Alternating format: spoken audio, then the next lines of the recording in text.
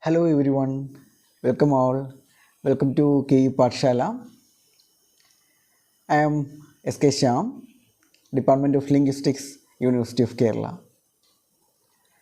Today we will discuss about various approaches to the study of linguistics. So there are various approaches to the study of linguistics. The main approaches or the important approaches are: first one is historical linguistics, second one is descriptive linguistics, third one is comparative linguistics.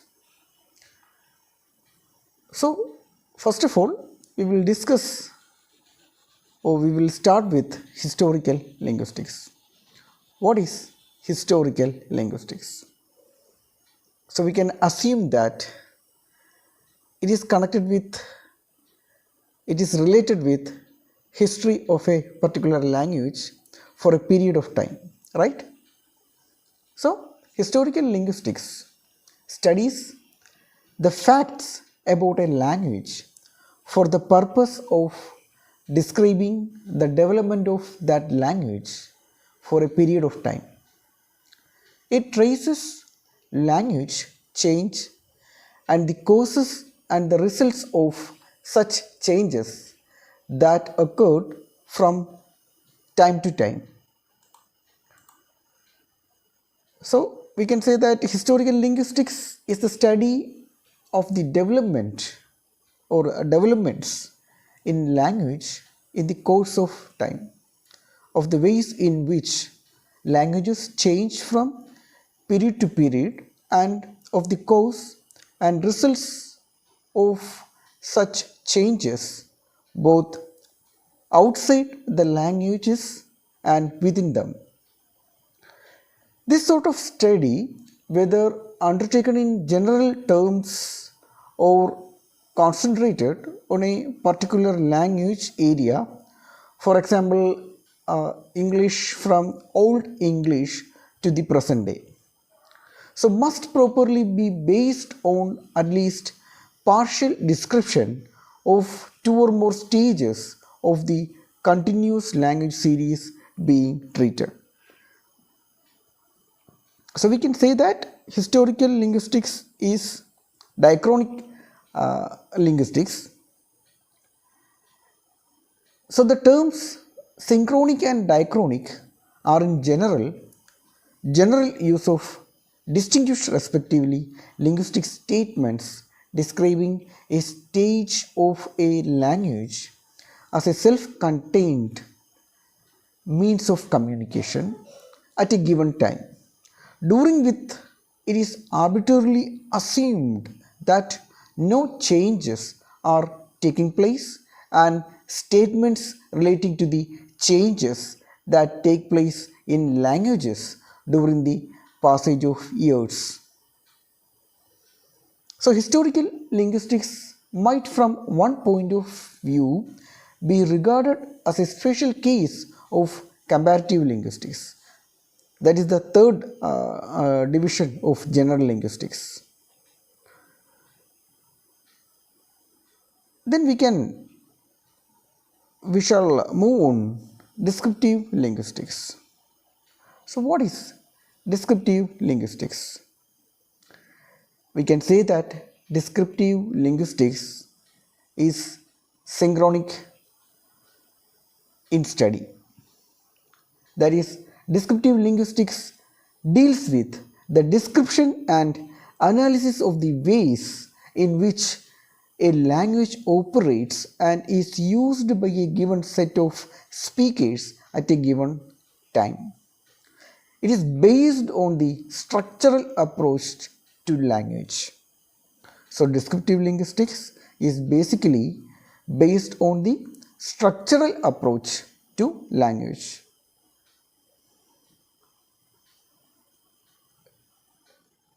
Descriptive linguistics, as it suggests, is concerned with the description and analysis of the ways in which language operates and is used by a given set of speakers at a given time. So this time may be the present, and in the case of languages as yet unwritten or only recently given written form, it will be inevitably be the present, as there is no other way of knowing any earlier stage of them, though there are methods by which certain facts about such earlier stages may be inferred.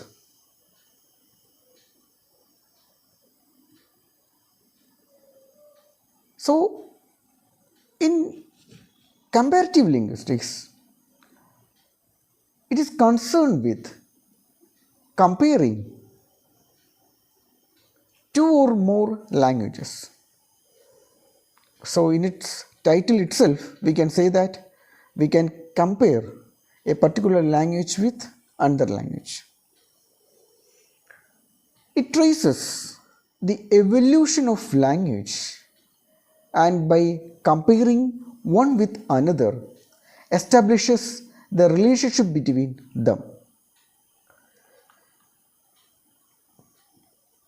So in comparative linguistics, one is concerned with comparing from one or more points of view two or more different languages, and more generally with the theory and techniques applicable to such comparison. So, in historical linguistics, the comparison is limited to the languages which may be regarded as successive stages of the speech of a continuing speech community, differing from one period to another as the results of the cumulative effects of gradual changes, for the most part imperceptible within a single generation. So we can conclude, like historical linguistics studies for a period of time, and which is called diachronic linguistics, and descriptive linguistics, which studies speakers at a given time, that is synchronic linguistics, while comparative linguistics is mainly focused on comparing two or more languages.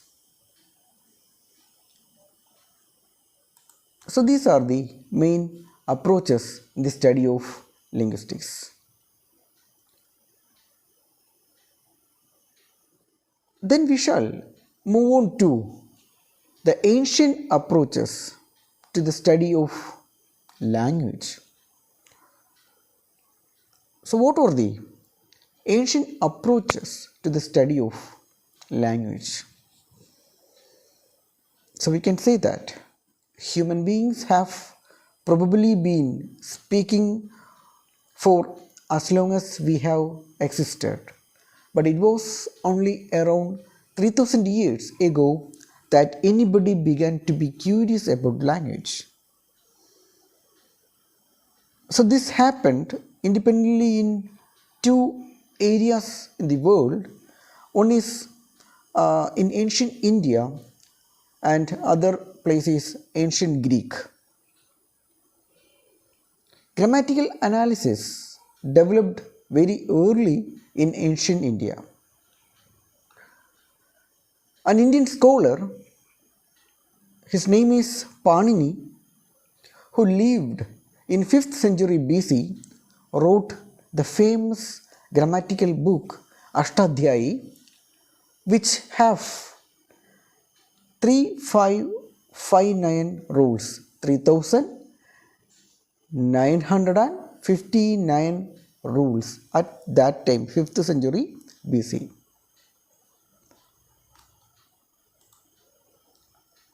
So the Sanskrit word for grammar is Vyakarna, which means separation, analysis, etc.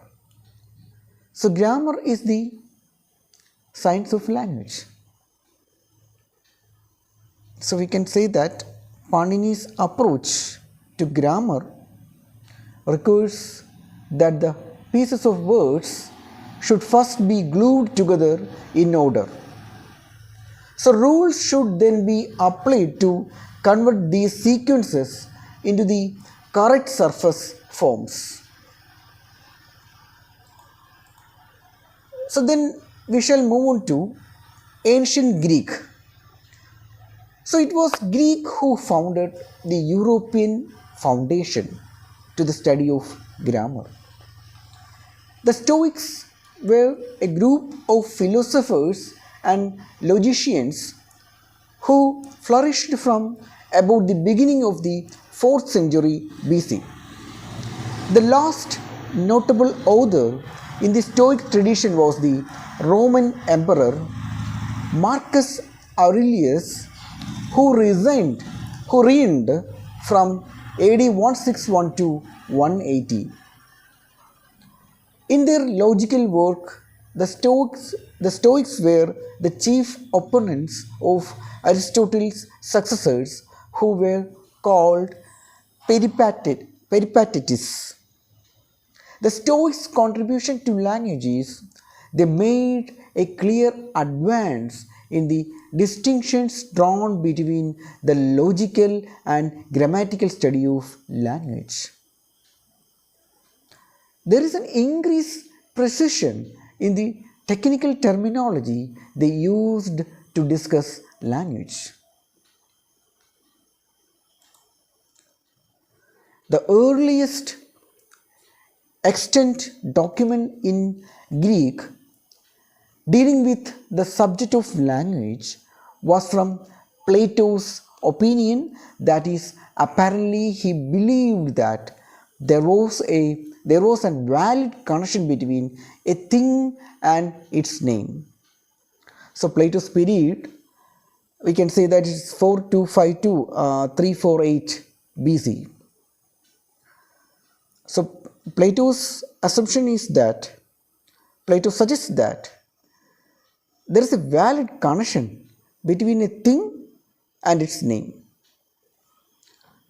So Plato's most distinguished pupil, Aristotle, his period was 384 to 322 or 21 BC, differed with his master as to the origin and nature of language. So Plato's assumption is that there is a valid connection between a particular thing and its name. But his student Aristotle disagreed with him. So Aristotle's opinion is that he said that language is arbitrary. So Aristotle believed that language was arrived at by convention or agreement. To describe this, he uses the word thesis and syntheky, meaning arrangement and convention respectively.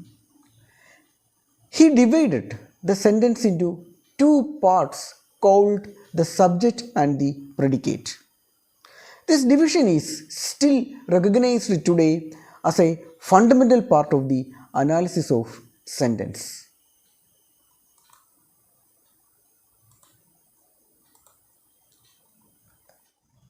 The Alexandrine Age of the Alexandrian Age, roughly between 300 to 150 BC, it may be considered the high point of Greek linguistic studies. This was the age of Aristarchus, especially noted for his analysis of the language of the Homeric poems of Apollonius Dascalos, writer on syntax and student of the literary dialects of Greek. Then another famous name, Dionysius Thrax, who wrote the first formal grammar of Greek. Thrax concluded that Greek word fell into 8 classes which we call parts of speech. So there is one point is that Dionysius Thrax' famous work and also Apollonius Discolos. His poems was very famous at that time. So these are the main points regarding the Greek tradition. Then we shall move on to the ancient Romans. After the Roman conquest of Greece in the mid 2nd century BC, Roman scholars learned of the Greek work and they began to apply the same analysis to their own language, Latin. Latin was rather similar to Greek in its structure. The first Latin grammar of consequence was compiled by Varro. His period was 1162 27 BC and bears the straightforward title De Lingua Latina. Mention should also be made of Quintilian's. His period was AD 352-90, Institutio Oratoria, although as the title indicates, it is devoted mainly to rhetoric. And one more name, one famous name, Aulus Donatus, who taught Rome around the middle of the 4th century AD, developed a grammar. The Ars Minor was widely used. It was the first book to be printed by means of wooden types. So this tradition was ultimately synthesized in the work of the most influential Roman grammarian, Precision. His period was 512 60. Wrote his elaborated grammatical categories, the standard Latin grammar of the Middle Ages, consisting of 18 books devoted to the parts of speech and 2 books to syntax. The outstanding accomplishment in Latin is the etymological dictionary of Saint Isidore of Seville. His period was 570 to 639. Origins save etymologia. So these are the main points regarding ancient approaches to the study of language. So we will see the next class. That's all for right now. So thank you so much.